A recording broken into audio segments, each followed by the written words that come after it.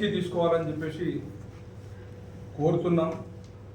మరి అదేవిధంగా ఎమ్మెల్యేగా గెలిచి మరి అసెంబ్లీకి పోయి అసెంబ్లీని కూడా ఒక జూదంలాగా ఉంది, ఇది అసెంబ్లీలాగా లేదన్న చరిత్ర మరి నీది.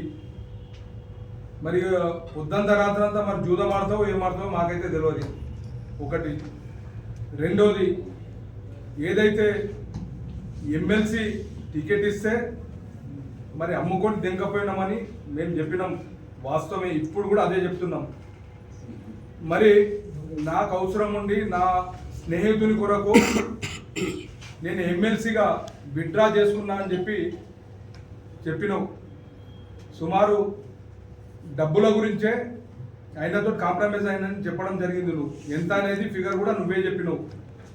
మరి అలాంటివి మొన్నటి ఎలక్షన్లో మేనిఫెస్టోలో మరి 150 కోట్లతోటి కామారెడ్డి నియోజకవర్గాన్ని 150 కోట్లతోటి కామారెడ్డి నియోజకవర్గాన్ని అభివృద్ధి చేస్తానన్నావు.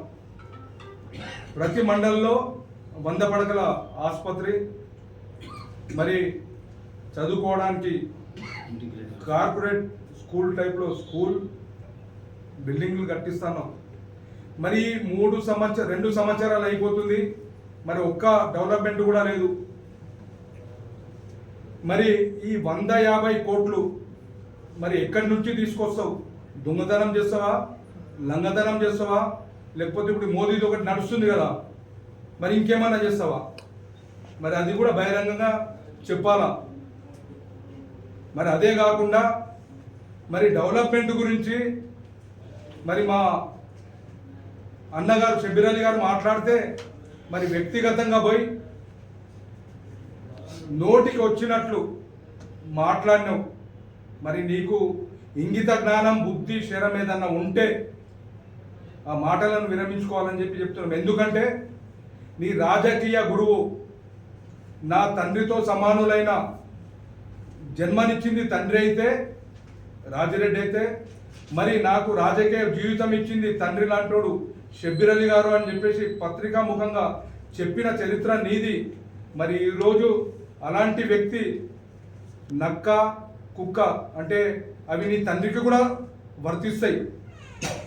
మరి అదే కాకుండా మరి బీజేపీ నాయకులకు ఎప్పుడు ఎలక్షన్ వస్తే అప్పుడు మతం గుర్తుకు వస్తుంది. మరి అప్పటిదాకా మతం గుర్తుకు రాదు. తురుకోడు, హిందువులు. మరి అదే కేంద్రంలో ప్రభుత్వం ఉండి బీజేపీ ప్రభుత్వం, మరి మీరు గాండుగాళ్ళు అయితే మరి ఇన్ని రోజులు ఎందుకు ఆగిరు?